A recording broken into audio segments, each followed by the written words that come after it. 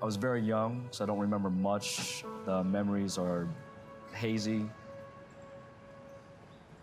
I was young and really didn't think about what was going on around me. It was very singular thought about, I'm hungry, so I need to eat.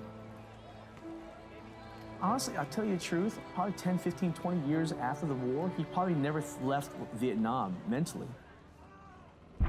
In the mid-70s, a conflict on the other side of the world would displace thousands of families and end up reshaping the cultural landscape of South Louisiana, establishing deep-rooted communities. We all have the same issues. We all have the same pain. We all have the same struggles.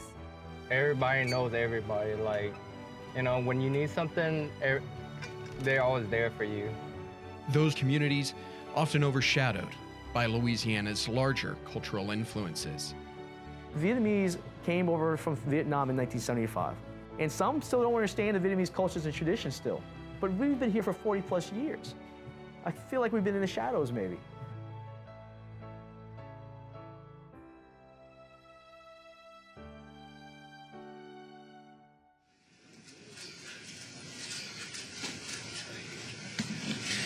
The briefing was delayed until the evacuation was completed, and the last helicopters are now in the air. During the day on Monday, Washington time, the airport in Saigon came under persistent rocket as well as artillery fire. The military situation in the area deteriorated rapidly. The President, therefore, ordered the evacuation of all American personnel remaining in South Vietnam. In 1975, the city of Saigon fell, and those that had helped the U.S. or fought against the communists fled, leaving the country any way they could. Dad said they evacuated with like a Honda bike. Okay, so you had 7 people. So you're ferrying one person at a time back and forth from Saigon to the boats. Refugees hoping to escape the horrors of the Vietnam War and a chance at a new life. And my dad was helping the refugees, and his boat sank. Only him and another person survived. I was on my father's back coming over to America. I was so excited thinking that I am on a vacation. Many of them not realizing that they were leaving their home for good. My father said when he stepped on the boat, he thought that we were going to go for maybe a week or 2 or maybe leave and go to another part of Vietnam. When they got to Singapore, he had a huge awakening. He's like, man, we just left our country.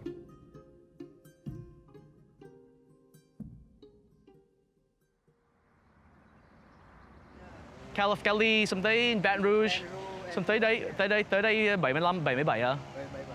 So California, Oakland, California in 75, and then to Baton Rouge in 76. Mới tới đâu biết rồi. Anyway, Vietnamese come, I don't know. He just followed the flow, he said. That's why he just followed the flow, he didn't know. Political issues in other countries across South Asia meant that those who fled would end up all over the United States. Singapore government didn't want refugees.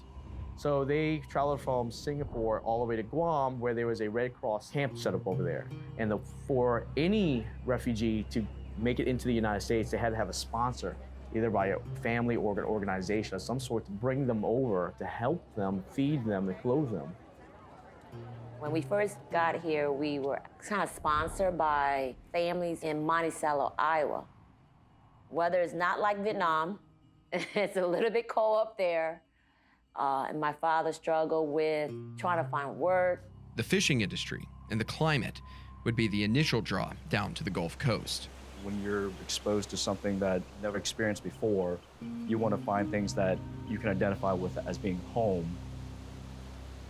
I think the climate, I don't know how you can get any more humid than New Orleans, but my parents say that it's more humid in Vietnam than it is in New Orleans, but very, very similar.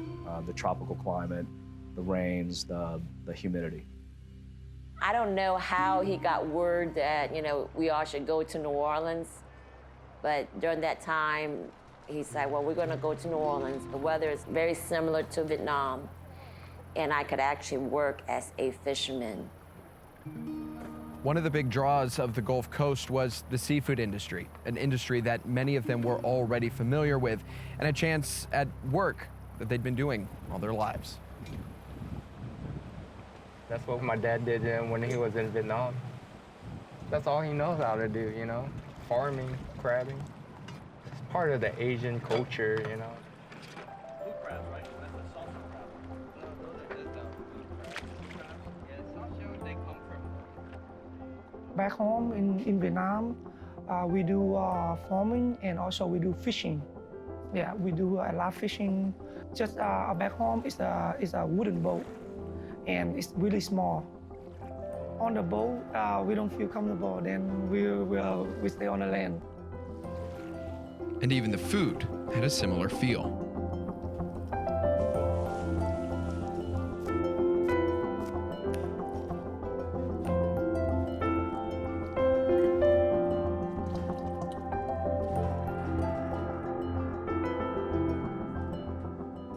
Louisiana is large seafood, similar to where we live in Vietnam. Just the season is just different. It's texturally, it's everything is the same thing. It's just shaped differently.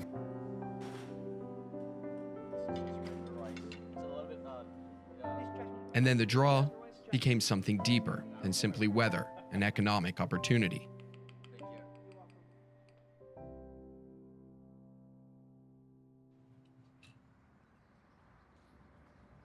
Cái nhà nào ba? My mother house. When first come, they rent their house. So this is the house he rented. This is where my grandmother lived. And people like her, those older ladies, She can walk through every single day, go to church every single day. Arriving from across the ocean and other parts of the country, many in the Vietnamese community were brought to towns such as this one, brought here for a sense of community and held together by a sense of faith. So, you know, the biggest thing you have to understand is that they escaped Vietnam from the religious persecution. And so what they had, the Catholicism, the faith, that's one thing that they couldn't take away from anybody, and that's what they took over here from Vietnam. I could just imagine my parents thinking we're in this new country and we couldn't communicate and they didn't understand our culture. It was the late Bishop Mai Thanh Lương was very instrumental of gathering all of the Vietnamese immigrants together in a little village, what we call Versailles. And so I guess Vietnamese community found a purpose and came together and created the church. Everybody had a common goal. That common goal created a sense of community, becoming a safe haven for those who would come later. My family came to the United States on 1995. After we lose the war, the new government, they took everything. When we fly to America, they already have a Vietnamese group. They get a house ready for us, and they get medication and everything. They buy up everything for us before we arrive to US. That is really impressive because we didn't know that gonna happen. Those communities have since grown, and with a younger generation, the culture's starting to blend. Sometimes in small little communities, you can only grow within that community. You can never grow and thrive outside of it. And what happens though is that the young professionals, although they still have connections to their communities, they don't live in the communities anymore. You're starting to see that move away, but you still have some that still come back.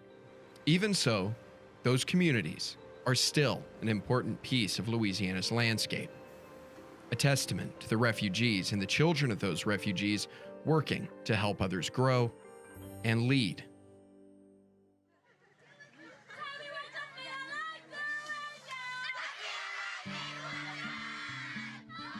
There is this fear that many of our kids is not gonna continue the language. So what the community have done is started a nonprofit organization called Vietnamese Initiatives in Economic Training. Creates a space for all the families in the community, in the surrounding area, to come together and share their culture, interact. Bring it up. Yeah, that's how we do it. As an immigrant, it feels very humbling to be in a position to be able to give back to a country that 44 years ago provided for my family and thousands of the Vietnamese immigrants to establish a home here. Their hearts in Vietnam their homes in Louisiana, working to maintain a pride in a unique culture, but continuing to look toward the future. My belief is over time, you're going to see more of the Vietnamese community getting ingrained into the rest of the community, the bigger community. I want my children to see both worlds and let them interpret it how they want to, because we're in America now. We are a huge melting pot, and I would hate to take that away from them. Me and my family and so many refugees there, no matter what country, I really say thank you to American people to open their hand, open their heart, to bring everybody to United States to have freedom.